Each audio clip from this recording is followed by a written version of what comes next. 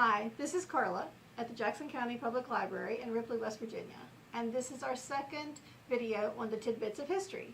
Today we're going to talk about a steamboat in a cornfield. We have this nice little book that's written in poetry form about a steamboat that became stuck in a cornfield after a flood in the early 1900s, and I found it very interesting. And I was thrilled to find that one of my co-workers, Melissa Waybright, also found it interesting, and she had done a little more research on it. So we're going to talk about it. So you want to fill us in what happened? Okay, what happened was back in the early years of our country, before they built the locks and the dams, the Ohio River in the spring would flood, and it'd come way up over its banks and, cover all the cornfields around. And then, after the spring and summer rains were over, in the fall and the winter, it would shrink to where the river wasn't navigable during the winter. And at this particular year was in 1910, they had not gotten a lot of the rains in the fall. And so the river was unnavigable for quite a long time, which when your business is shipping things up and down the river, and you can't ship things up and down the river, you end up losing money. And there was a company that had two steam wheel boats, and they had not been able to ship things for months and months and months. And they got the chance, finally, it rained, and they were going to get to move things. So they got everything, they communicated with all their people to start getting it going. Now, what happened was, and you can interrupt me anytime to ask me a question or anything. Okay. What happened was they got the boat going, and if I remember right, it was it was called the Virginia. It was a $42,000 boat, which back then was astronomical. It was 230 feet long. It had one engine to power a generator. So it had electric lights, which was a big deal back in 1910. They said people would come out at night just to watch her go by because she had electric lights, and it was exciting and cool. We looked this up on the internet, and there are pictures on the internet of the inside of this boat, and pictures in this book too. It is fancy. Like, if you were going on the Titanic or something, there's velvet seat cushions in the ladies' lounge area. There was enough silverware and china and everything to seat and feed 120 people at a time. There were beveled glass mirrors and double berths with fine linens, and they had 60 staterooms. So the Virginia was called the Queen of the River, and there was another boat that this company owned called the Queen City. And they were both launched, the Virginia in 1896, the Queen City in 1897. And they went from Pittsburgh to Cincinnati and back. And all of the cream of the crop, the society people in Pittsburgh and Cincinnati would travel back and forth. And it was just kind of a pleasure thing. If something was going on down in Cincinnati for the weekend, you just get on the boat in Pittsburgh and just go down the river. And it was a fancy thing to do. And everybody would stop and see you as you stopped at their town and come and gawk at the ladies in their fancy clothes and the men in their, it was just like, this was a cool thing to do. Go watch everybody. It was a spectacle. Yeah, they didn't have TV back then. They did have movies, but, this was something that happened in your town. So they had this boat, the Virginia, and like I said, it had been a while since they had been able to ship their cargo. And so when it rained, finally, they decided to continue the trip from Pittsburgh because it was stuck in Cincinnati.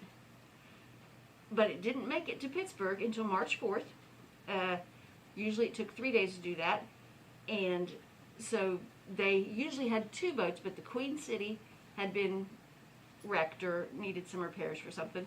So they said, well, we'll just send the Virginia back downriver. And they had 600 tons of cargo and 50 passengers, the biggest load they'd ever had. And the passengers, that's not counting the dock hands.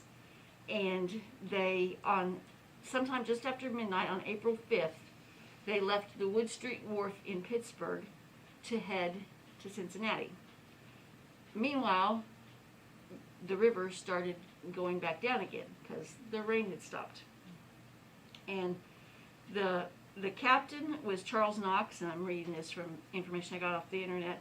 The pilot was Billy Anderson, and they were, great rivermen. There was a man named Tony Medall who was a pilot, and he was the chief navigator. Between them, those three people had nearly 100 years experience on the river. So Wow. This was not just, some new kid getting the boat stuck.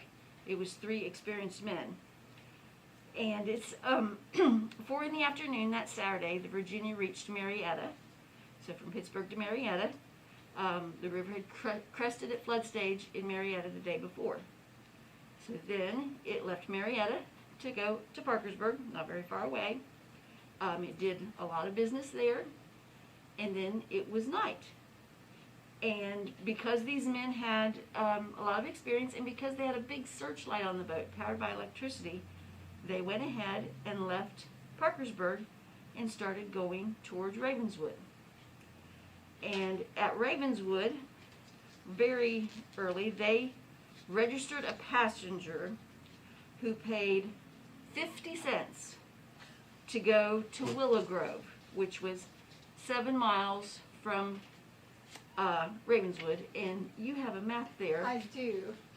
I'm pretty sure that where it actually ran aground, okay, it was right, here's Willow Grove, right there. Millwood is right here. And on this one you can see Ravenswood too. So Ravenswood is here, Millwood is here, this is Willow Grove, right there. I think it is where the Castellian property is now. It used to be Kaiser or Citri Aluminum, whatever it's called now. I think it's somewhere in that area that it ran aground. So they got this passenger who wanted to get to Willow Grove from Ravenswood, paid 50 cents. And the navigator, Medall, because of the river conditions, because the water was receding, he wanted to tie up for the night in Ravenswood. But the Captain Knox, had a new problem with that. Because, and this is, just interesting, the boat did not have a bar. And the Pittsburgh deckhands, because it didn't have a bar, brought their own whiskey on board. And instead of sleeping, they were whooping it up there in Ravenswood. And the Captain Knox was noted for his abstinence, and he wanted to get the drunks off the boat before it caused any more trouble. So they decided to, even though the navigator recommended that they stay in Ravenswood, they decided to go down to Willow Grove because he was wanting to get rid of these deckhands before, because they had families on board. They had high-paying customers. They didn't want to deal with a bunch of drunken sailors. Nobody wants to deal with a bunch of drunken sailors, especially not on the river. So now it says the government navigation lights were flooded out, and I'm not sure what that means. I'm assuming that maybe there were lights along the river, like now we have lights along the interstate in some places. But Anderson managed to pilot the Virginia down to Willow Grove, and he floated the boat over what was normally dry ground. But since the river was, flooding, he was able to float it over the dry ground, and the passenger got off, and a few barrels of cargo got off at the general store at Willow Grove. And the Virginia was facing upstream, so facing towards Pittsburgh. And Captain Knox thought that if they took it easily, the boat could float itself out of the channel. And so I don't know all the river terms and things, but it says they set the rudder of the boat, which is what steers it, and they rang back slow to the engineer and told him, okay, we're ready to go. They expected the stern to move towards the river, but instead the boat was carried by the current farther into the field. And then they heard this horrible grating sound, and the Virginia was stuck. And they got rid of some of the cargo, including spools of barbed wire. They tried pushing off, But no matter what they did, the boat would not budge, and they were stuck.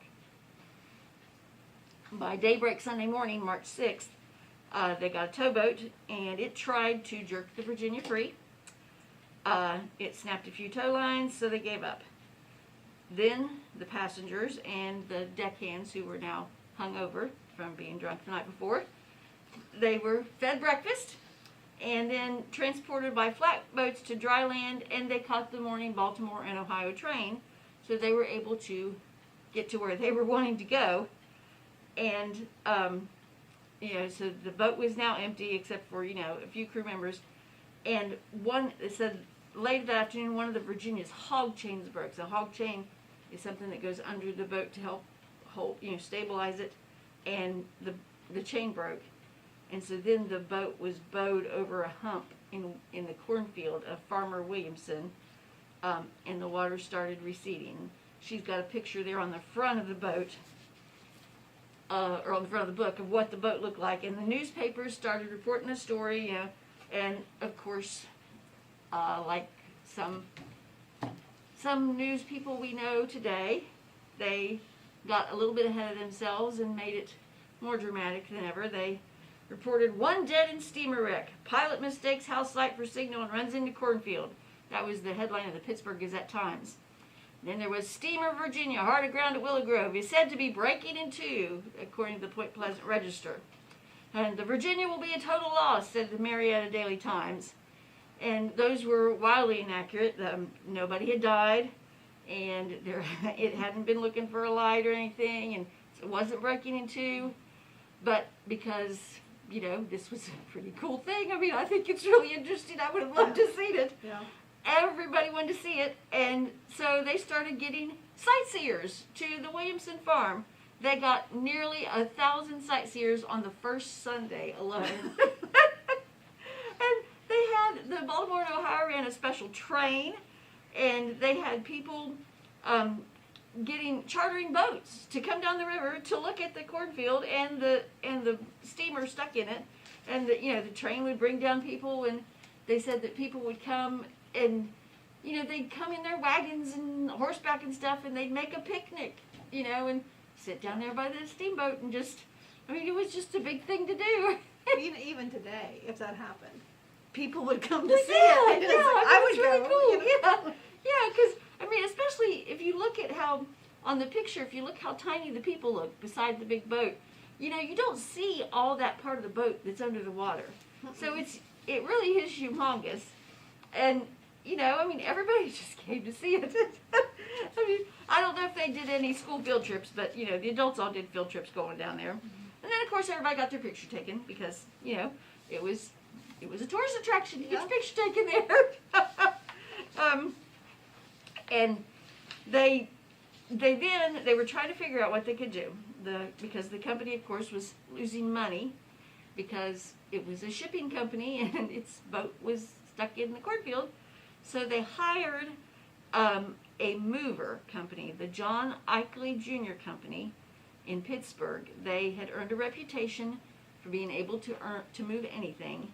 In 1983, they moved somebody's 24-room mansion 168 feet up the side of a sheer cliff and back another 500 feet, and didn't even crack any of the windows in the house. So they were hired to try to get the the boat out of the cornfield. And so they thought, okay, so they came down and they were going to use, rollers and jacks, and, they tried digging, and putting, rollers underneath, like you see people roll logs and things. But, they dug a trench, but when they started digging, they came up with another problem because they began unearthing curious artifacts. So, the company that owned the steamboat contacted several experts, and they got a man named Henry Chatrone, an archaeologist from Ohio State University, and he came and discovered and figured out that not only was the boat stuck in a cornfield, it had got stuck on top of an Indian mound in the cornfield, a Native American Indian mound. And he said it was Adena or Hopewell Indians And so then they also found several skeletons in shallow graves. And so they, I guess from some of the, whatever they found with the skeletons, they figured out it was a group of Virginia militia officers who had been killed by the Shawnee or Mingo Native Americans when they were coming north after the Battle of Point Pleasant in October 1774. So they were stuck on a Native American Indian mound. They, found Virginia militia officers, and here they were stuck in this cornfield, and they said, then of course the saying went around, oh, it's been jinxed, I mean, what are the chances of a boat floating in and getting stuck on graves of both Native Americans and white Americans? And they said, well, maybe it was because of the curse of Shawnee Chief Cornstalk, who had been killed when he was seeking peace with the Virginians in 1777. Another thing that went around was when the boat had, when the Queen City, which was the other sister boat, it had broken down, and the Virginia, the trip before, had picked up the Queen City's passengers, and one of the people that worked on the boat said that two of the passengers that got off the Queen City, which had wrecked, and got onto the Virginia, were cross-eyed. And that was a river superstition that, here these two cross-eyed people got on, and so that's why the boat wrecked, supposedly. I mean, people have all these ideas, and I'm sure the more people gossiped, the wilder the tales got. And so everybody, the stories kept going around, people kept coming to see it, and the farmer, James Williamson, who's couldn't plow his cornfield because there was a big ship in the middle of it and everybody was coming to picnic around the ship, he finally demanded a payment of $500 from the owner of the Steamboat. And since he was a practical farmer, he wouldn't take it by check. He wanted it in cash, which was a good thing, because when they kept trying to get the boat moved, they decided they couldn't move it. And so even though this company had, moved this palace, palatial mansion 160 feet up a sheer cliff, they couldn't move this boat. And so they kind of gave up. And actually, eventually they took the owner to court because the owner said, I'm not paying you, you didn't get my boat out of the water, out of the cornfield into the water. And so the Virginia stayed on the bank for the rest of the spring, and then in mid-June, finally, it started raining. And so the owner, who was back in Pittsburgh, wired the captain and the pilot and all the deckhands and stuff, and everybody went down and got on the boat, and it slowly floated out of the cornfield because the river had risen. And when the moving company was in court and were saying they wanted their money, the owner said, well, no, you didn't move the boat. It was an act of God that moved the boat because it rained and the river rose. But the judge ruled against him because he said the movers moved the boat into the reach of God so that God could get the river up. But whether he ever got his money or not, because the company went bankrupt. And the back of this book mentions that this wasn't the only thing that ever happened to this boat. It was changed. The name of it was changed several times. Isn't that supposed to be bad luck too? Yeah. I mean, it was changed several times, and one time it blew up in a place, and finally they dismantled it, but it had lasted for 35 years, which is longer than boats normally lasted on the river. Yeah. And actually today, they have built a replica of it down in New Orleans. It's called the Greater New Orleans, and you can get on it at the Canal Street Wharf in New Orleans and just, take a tour and ride on a boat, and it's exactly like, I mean, it's a little bit modernized, but besides that, it's exactly like the steamboat that got stuck in the cornfield in Willow Grove, Jackson County in West Virginia back in 1910. I just found this story so fascinating that it was such a big deal and it happened right here. That's the reason we wanted to add it to our Tidbits of History. We hope you enjoyed the story. I think it's great. You need to come in and check out the book, Steamboat in a Cornfield by John Hartford, and read about it yourself. It's really interesting, and thank you for watching. Oh, and before I forget, haven't remembered to do this. Please hit the like button and subscribe to our channel so that we can get this out to more people. Thank you. Thank you.